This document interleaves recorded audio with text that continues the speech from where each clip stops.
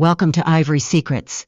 If this is your first time here, we tell the kinds of stories that don't make the news, but probably should. The ones that happen in hospital, waiting rooms, and school parking lots and quiet kitchens at midnight. If you're watching from somewhere in Canada right now, drop your city in the comments. We love knowing where you're joining us from. And if a story like this one has ever found you at exactly the right moment, you know what to do. Hit subscribe and stay a while. Now, this one. She signed the divorce papers on a Tuesday in November, which is maybe the least romantic detail in the whole story, but it matters. Because Celine Voss had always believed that the end of something important should feel like the end of something important. Thunder. Maybe. Or at least rain. Instead, she signed 3 sets of documents in a beige office on the 14th floor of a building that smelled like recycled air and someone else's coffee. And then she took the elevator down to street level and stood on the sidewalk in the cold and thought, that's it then. She was 31 years old. She had been married for 4 years, and the man she had married, the man she had, in some embarrassingly complete way, built her understanding, had looked her across a kitchen table 8 weeks earlier and told her, in that careful, rehearsed voice she had come to recognize as the voice he used when he had already decided something, that he didn't think this was working anymore. That was the phrase. This, not the marriage, not us. This, as though what they had built together was a project that had failed to meet its deliverables. His name was Elliot Crane. He was 38 years old, the founder and CEO of a logistic technology company that had gone from a Waterloo garage to a valuation. She still couldn't say out loud without feeling like she was reading from the wrong script. He was not a cruel man. That was the part that made it so difficult to be furious at him the way she wanted to be. He was considered and precise, and he never raised his voice, and when he said this isn't working anymore, he said it the same way. He might say the projections for Q3 look soft, which is to say, he said it like a person who had already done the analysis and arrived at the only logical conclusion. Celine signed the papers. She took the elevator down. She stood on the sidewalk in November and felt the cold move through her coat like it had something to say. She did not cry until she got to her car, and then she cried for a long time, and then she drove to her sister's house in Guelph and ate an entire bowl of pasta and didn't talk about it for 3 days. That was 5 years ago. She was 36 now. She had a daughter named Willa, who was 4, and a life that had been rebuilt slowly and carefully, and mostly without drama. The way you rebuild things when you've decided. Drama has cost you enough. She had a small house in East Hamilton, a job she was good at, corporate community-sized pharmaceutical company, and a morning routine that involved exactly 1 cup of coffee, 1 episode of something quiet on her phone, and 20 minutes of silence before Willa woke up and the day became something louder. She had not seen Elliot Crane in 5 years. She had thought about him in the way you think about a chapter of your life that ended before you understood what it meant. Not obsessively, not with the particular ache of unfinished things, more the way you think about whether you remember, or a place you used to live, it had mattered. And then it was over. And she had survived it, and that was the whole story. Or so she had thought.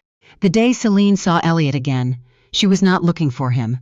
She was not dressed for a reunion. She was wearing her good wool coat, the gray one, not the black one, because she had come from a work lunch that had run long and she was tired. And she had stopped into a gallery on James Street North, because Willa had been asking about the painting in the window for 2 weeks, and Celine had promised to take a photo. It was a Thursday in April. The gallery was not crowded. There were a few couples, a woman writing in a notebook near the back, and a man standing in front of a large canvas near the far window, with his hands in his coat pockets and his shoulders in that particular set that Celine recognized before she registered anything else about him. She stopped walking. He hadn't seen her yet. He was looking at the painting. A wide piece, blues and greens, and something that might have been water or might have been sky. And he was very still in the way she had always associated with him, that quality of being completely present in whatever he was doing, which she had once found remarkable and later found maddening, and now, standing 12 feet away from him after 5 years, found simply true. It was just a thing that was true about him. She could have left. The thought occurred to her. She had the photo of Willa's painting on her phone already. She could turn around and walk out, and that would be the end of it. And she could go home and make dinner and put Willa to bed, and it would just be a Thursday. She was still deciding when he turned. The moment he saw her, something moved across his face that she did not have a word for. Not shock exactly. Not guilt. Something more like recognition. The way you look at something you had almost convinced yourself wasn't shrill. Celine. Just that. Just her name. Elliot, she said back, which was the only word available to her at that particular moment. They stood there for a beat, and then another, and then, because neither of them had ever been very good at small talk, even in the best circumstances, Elliot said, "How are you?" Not a question. Not quite. More like a sentence that was trying to be a question. "I'm good," she said. Yeah, good." There was a silence. "The painting," she said, gesturing at the canvas he'd been looking at. "It's nice." "It's the second time I've been in here to look at it," he said. "I haven't bought it yet. I'm not sure why." She didn't have anything to add to that. She looked at the painting. He looked at her. "You have paint on your coat," he said. She looked down. There was, in fact, a small smear of yellow paint on her left sleeve. Willa had been doing art projects the night before, and Celine had leaned over to help with something and apparently made contact with the canvas. She had not noticed it at work. She had not noticed it at lunch. She had been walking around all day with yellow paint on her coat. For some reason, this was the thing that made something loosen in her chest. She laughed. It was a real laugh, not a polite one, and it surprised her. Elliot looked at her like she was something he was trying to remember the name of. "It's Willa's," she said. "My daughter. She's been on a yellow phase." Something shifted in his expression. "You have a daughter, 4 years old," Celine said, very certain about everything, currently convinced that yellow is the only color that matters. "How long ago?" he started, and then stopped. "She was born about 8 months after the divorce was finalized," Celine said, because there was no smooth way to say it, and she had never been interested in smooth. Different story. Different chapter. Elliot nodded slowly. He wasn't looking away from her. He had never been a person who looked away from things he found difficult, which had been both one of the things she loved about him and, occasionally, one of the most exhausting things about sharing a life with him. "I'm glad," he said finally, "that you have her." She believed him. That was the strange thing. She looked at him standing there in his coat with his hands back in his pockets, and she believed that he meant it. And that made the whole thing more complicated than she had wanted it to be. "I should get going," she said. "I have to pick her up." "Right," he said. "Of course." She had taken maybe 4 steps toward the door when she heard him say her name again. She turned. He was still standing by the painting, and he looked not like the man who had sat across a kitchen table and told her this wasn't working anymore. He looked like someone who had been carrying something for a long time and was starting to notice the weight of it. I know this is not the right place to say this," he said, "but I have thought about you. I have thought about what happened, and I know that I handled it badly."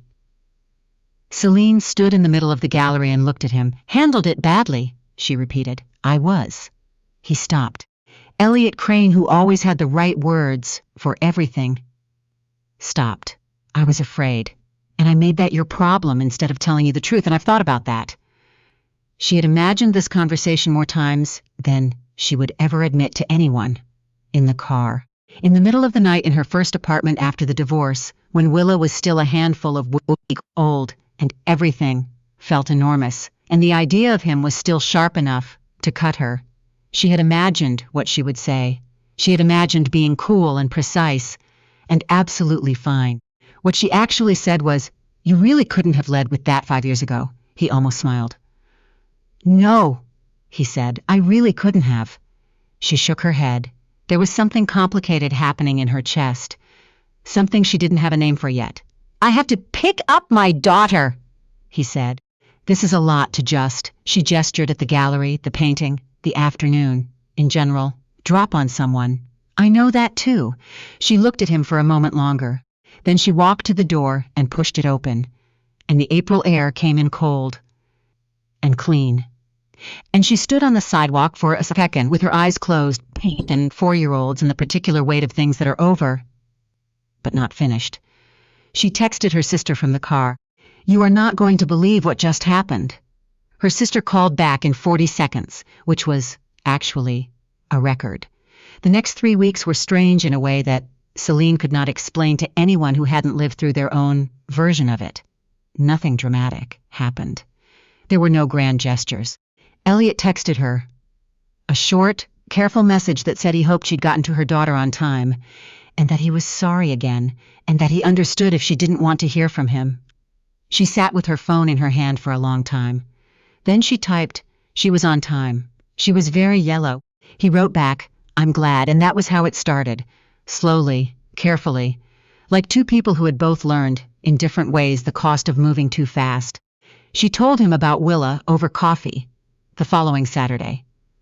Willa's father was a relationship that had lasted 10 months and ended mutually and without much wreckage, which Celine now understood was what a functional ending looked like. She told him about her job and the house in East Hamilton and the morning routine with the coffee and the silence. He told her about the company, which had continued to grow in ways that seemed to surprise even him. He told her about his mother. That was the part Celine had not expected. Elliot's mother, whose name was Barbara Crane, was a woman Celine had known for 4 years of her marriage, and found deeply, carefully difficult in the way of a person who is always technically polite, but from whom you somehow never come away feeling quite seen. She had not had a name for it at the time. She had just felt, in Barbara's presence, like she was being evaluated against a rubric she didn't have access to. "She called me," Elliot said, looking at his coffee, "about 2 weeks before I ended things with you. And she told me that she'd heard from someone. She never said who. That you'd been talking to a colleague. That there was something there." Celine set down her cup. "I want to be very clear," Elliot said, "that I know now that it wasn't true. I think I knew then, in some part of myself, that I chose not to listen to, that it wasn't true. But I was. I had been working 18-hour days for 2 years, and we were distant, and I'm scared that I'd already lost you by not being present. And when my mother said that..." He stopped. "I took the easier story. And I shouldn't have." The silence between them was long and not entirely comfortable. "You ended our marriage," Celine said. "Because your mother told you something that you didn't verify." "Yes. And you didn't ask me." "No." She looked at him. She thought about the beige office on the 14th floor, the recycled air, the 3 sets of documents, the elevator down. "Why didn't you ask me?" she said. "That's the part I need to understand, not your mother, not the colleague who didn't exist. Why didn't you just ask me?" Elliot looked at the table. Then he looked at her, and he looked, in that moment, less like a CEO, and more like the 33-year-old she had married in a backyard in August with a borrowed string of lights overhead, who had cried a little during his own vows, and then been embarrassed about it, and she had loved him so much for that. "I was afraid you'd say it was true," he said. "I thought if I asked and you confirmed it, it would be worse than not knowing. So I made the decision before you could take the choice away from me." Celine was quiet for a long time. Outside the coffee shop window, Hamilton was doing its Saturday thing. People with strollers, a dog that someone had tied to a post, and who was watching the door with intense focus, a kid on a bike who was clearly going too fast for the sidewalk and delighted about it. "That's the most honest thing you've said to me in 9 years, she finally said. He winced. "I know." "She lied to you to end our marriage," Celine said. "Your mother, deliberately, I believe so." "Yes, And what does she say now?" Elliot's expression was something she didn't entirely have a word for. "She denies it. She says she heard what she heard and passed it along, and she can't be held responsible for what I did with the information." A pause. "Which is technically true. And also not the point." Celine thought about Barbara Crane. About the particular quality of her politeness. About all the small moments over 4 years that she hadn't been able to name, but had felt like being measured and found slightly wanting. "She never thought I was right for you," Celine said. "It wasn't a question." "No," Elliot said. "She didn't." Celine picked up her coffee, drank it, set it down. "I'm not angry anymore," she said, and found as she said it that it was mostly true. "I was, for a long time. but I have Willa and I have my house and I have a life that I built and I'm actually good in it. So the anger kind of lost its lost reason to be there. That's good, he said quietly. But I need you to understand, she said, that I'm not the same person. The person you married. She would have folded herself into whatever you needed and called it love. I don't do that anymore. I figured out in the last 5 years that I'm not actually a person who needs to make herself smaller to fit into someone else's idea of the right shape. Elliot looked at her steadily. I know, he said. That's partly why I wanted to find you. She looked at him. Because the version of you I'm looking at right now, he said, is the most. He paused, and she could see him choosing words carefully, which was such a him thing to do. You look like someone who knows exactly who she is. And I think I missed you most when I started to understand that I had never actually given you room to be that. The kid on the bike went past again outside. The dog was still watching the door. The morning was very ordinary, and also, somehow, not ordinary at all. This is going to be complicated, Celine said. I know. I have a 4-year-old who has opinions about everything and is under that part. I understood that part, and I'm not doing this unless you're doing it honestly. Every time, even when it's easier not to. Yes, he said. It was not the voice he used when he'd already decided something. It was quieter than that, more careful. The voice, she thought, of a person who understood what he'd lost and was not taking the second chance lightly. Celine looked at the dog in the window. The dog had given up on the door and was now looking at a pigeon with something like philosophical resignation. I want to meet her, Elliot said. Eventually, when it makes sense on her terms. You'll have to earn that, Celine said. I know. She's suspicious of people she doesn't know. She'll ask you direct questions, and she expects direct answers. Okay. And she has a bear named Captain, who is non-negotiable about his place in the family hierarchy. Something moved across Elliot's face that was close to a smile and closer to something more than that. I can work with that. The first time Willa met Elliot, she looked at him for a long moment with the particular seriousness of a 4-year-old conducting a genuine assessment, and then she said, Do you like yellow? Elliot, to his credit, did not hesitate. I'm starting to, he said. Willa considered this. Then she handed him a crayon, yellow, obviously, and went back to her drawing. Celine watched from the kitchen doorway with her coffee and thought about beige offices and November sidewalks and the long and strange distance between one version of your life and another. About the things you survive and what you become because of surviving them.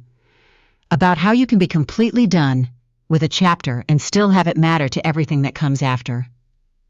The apartment breathed around them in the way that apartments do when there are people in them who are, slowly and carefully, and with full knowledge of what it costs to get things wrong, finding their way back to something real.